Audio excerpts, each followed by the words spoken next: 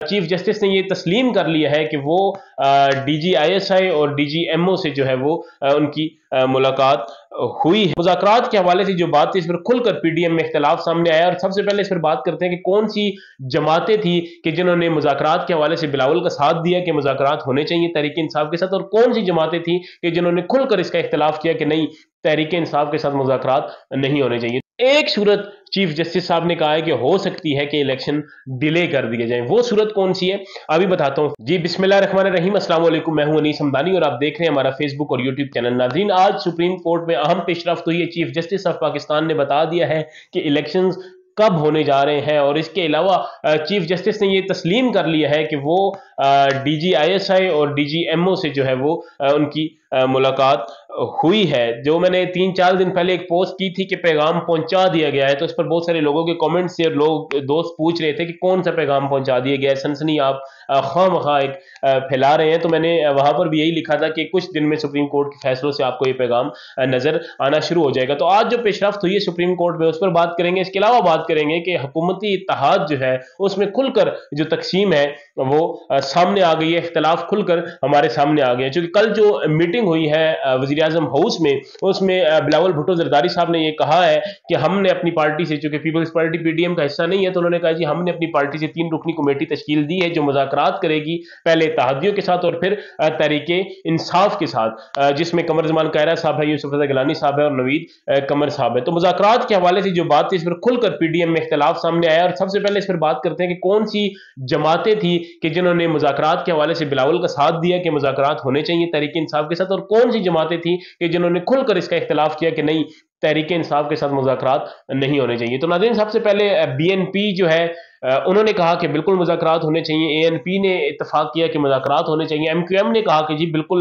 मुज़ाकरात होने चाहिए। खालिद मक्सी साहब ने कहा मुज़ाकरात होने चाहिए। मोहसिन दावड़ साहब ने कहा कि जी बिल्कुल जो मुज़ाकरात हैं वो हम बिलावल साहब की तायद करते हैं और मुज़ाकरात होने चाहिए। जबकि JUI एक ऐसी जमात थी कि जिसने खुलकर इस चीज़ की मुखालफत की। नून लीग भी कहीं ना कहीं तायद कर रही थी, वो दरमियान में थे, कहीं ना कहीं मुखालफत कर रहे थे, लेकिन JUI मौलाना फजलुर रहमान साहब की जमात है और उन्होंने खुलकर इसकी जो है वो मुखालफत की और उन्होंने कहा कि जी हम किसी सूरत भी इस पर इत्तफाक नहीं करते। उसकी वजह उन्होंने ये बताई कि जी चूंकि इमरान सियासी कुव्वत नहीं है और इसलिए हम उससे बिल्कुल भी मुतफिक नहीं है कि उससे कोई भी डायलॉग किया जाए। इसके अलावा नाज़रीन, शाहजैन बुख्ती साहब ने कहा कि हम डायलॉग के मुखालिफ तो नहीं है, लेकिन इमरान चूंकि झूठा शख्स है और उस पर कोई एतबार नहीं है, तो इसलिए हम भी कोई ख़ास इसके ख्वाह नहीं है कि इमरान खान के साथ मुज़ाकरात किए जाएँ। तो लिहाजा वो जो इजलास था PDM और पीपल्स पार्टी जो इत्तेहादियों का एक इजलास था, वो बगैर किसी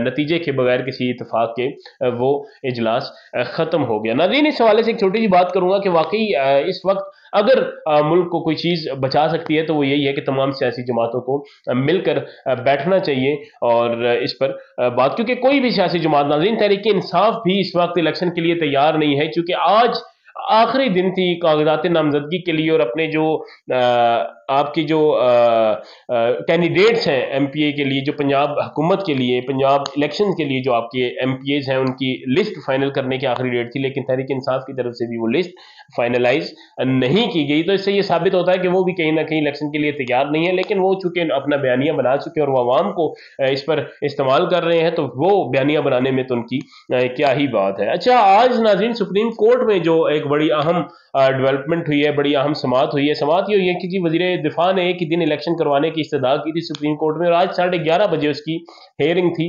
और उस पर बात हुई। तो उसमें जी चीफ जस्टिस साहब ने रिमार्क्स देते हुए कहा कि जी मैंने DGISI और DGMO को बुलाया था। ये चीफ जस्टिस साहब उमर अता बंदयाल साहब खुद इस चीज़ को मान गए हैं, क्योंकि कल परसों से खबरें चल रही थी और डिफरेंट जो है वो इस पर चहमगोइयाँ हो रही थी। कोई कह रहा था कि ये नहीं मिले फौजी अफसरान से, कोई कह रहा था कि मिले हैं, लेकिन आज चीफ जस्टिस साहब ने खुद कहा है कि वो फौजी अफसरान से, DGISI से और DGMO से उन्होंने मुलाकात की और इसके बाद चीफ जस्टिस साहब ने कहा है कि मैंने उन्हें ये बता दिया है कि हमारा वाज़ेह फैसला है, जो फैसला हम कर चुके हैं वही है। हाँ, एक सूरत चीफ जस्टिस साहब ने कहा है कि हो सकती है कि इलेक्शन डिले कर दिए जाए। वो सूरत कौन सी है अभी बताता हूं। चीफ जस्टिस साहब ने कहा है जी, अगर तमाम सियासी जमातें एक मौकफ पर आ जाएं तो अदालत गुंजाइश निकाल सकती है। नाजरीन, ये इंतहाई अहम एक स्टेटमेंट है चीफ जस्टिस साहब की कि अगर तमाम सियासी जमातें एक मौकफ पर आए तो गुंजाइश निकाली जा सकती है। तो मेरा सवाल है चीफ जस्टिस साहब से कि जनाब, अगर सियासी जमातें एक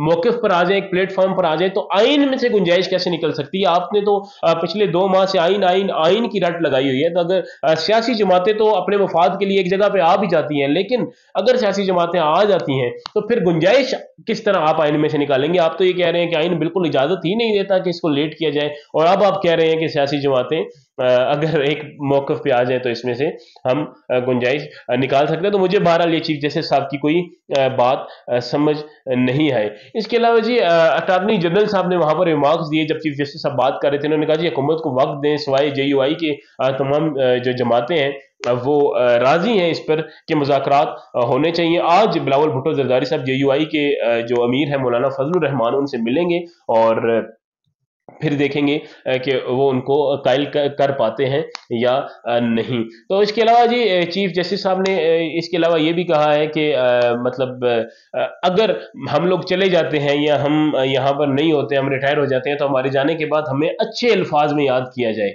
ये अल्फाज थे उमर अता बंदयाल साहब के, चीफ जस्टिस साहब के, कि हमारे जाने के बाद हमें अच्छे अल्फाज में याद किया जाए। तो चीफ जस्टिस साहब, आपको अभी अवाम जो है वो ऐसे अल्फाज से याद कर रही है कि मैं आपको बता नहीं सकता। तो जाने के बाद तो आप जरा जाके देख लें कि अवाम आपको कैसे लफ्जों से याद करेगी, क्योंकि इस कौम ने जो एहसान फरामोश कौम ने जो जनरल बाजवा का उनके जाने के बाद हाल किया है वो आपके सामने है। तो न जाने कि आपके जाने के बाद क्या हाल होगा। बहरहाल ये आज की डेवलपमेंट थी जी सुप्रीम कोर्ट की, कि उन्होंने कह दिया है कि अगर आप थोड़ा सा वक्त देते हैं, अगर आप सियासी जमातें आपस में मिल बैठने का कोई फैसला कर लेती हैं, तो हम इसको कोई मैनेज कर सकते हैं, कोई आगे लेके जा सकते हैं। जो मुलाकात हुई है उनमें मैंने पहले भी पोस्ट लगाई थी कि पैगाम पहुंचा दिया गया है। अच्छा, अब कल ये है कि तमाम सियासी जमातों के जो रहनुमा हैं उनको सुप्रीम कोर्ट ने तलब कर लिया है सुबह।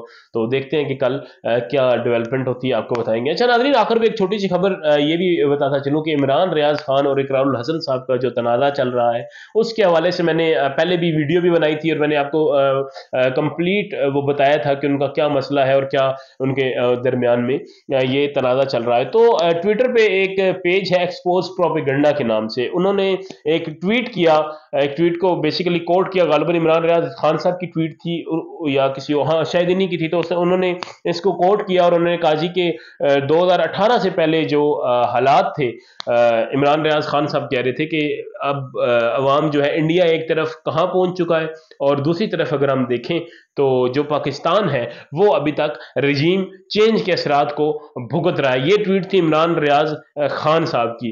तो इस हवाले से इस ट्वीट के कोट करते हुए जो एक्सपोज प्रोपेगेंडा एक पेज है, उन्होंने इस ट्वीट को कोट किया और उन्होंने लिखा जी कि आप 2018 से पहले के हालात की अगर आप बात करें तो उसमें मर्सिडीज कंपनी ने जो है वो अपना एक प्लांट लाने का MOU साइन कर दिया था। इसके अलावा अभी 3 ऑटो कंपनियों ने $372 मिलियन की जो है वो यहाँ पर इन्वेस्टमेंट करने का ऐलान कर दिया था 2018 से पहले तक। तो इस पर फौरी तौर पर इमरान रियाज खान साहब को शायद समझ नहीं आई, तो उन्होंने फौरी तौर पर इसको दोबारा से कोट किया और उन्होंने कहा जी बिल्कुल आप दुरुस्त फरमा रहे हैं, और ऐसा ही था कि 2018 से पहले जो है वो इस तरह से प्लांट भी आ रहे थे और टोयोटा कंपनी के प्लांट्स भी आ रहे थे, और इसके अलावा भी 372 मिलियन की इन्वेस्टमेंट आ रही थी, कि जिस पर इमरान रियाज खान साहब ने ट्वीट तो कर दिया, लेकिन चूंकि वो स्क्रीनशॉट ले लिया गया, 3 से 4 मिनट के बाद इमरान रियाज खान साहब ने अपना वो ट्वीट डिलीट कर दिया, जिस पर अब एक नया प्रोपेगेंडा जो है वो शुरू हो चुका है। और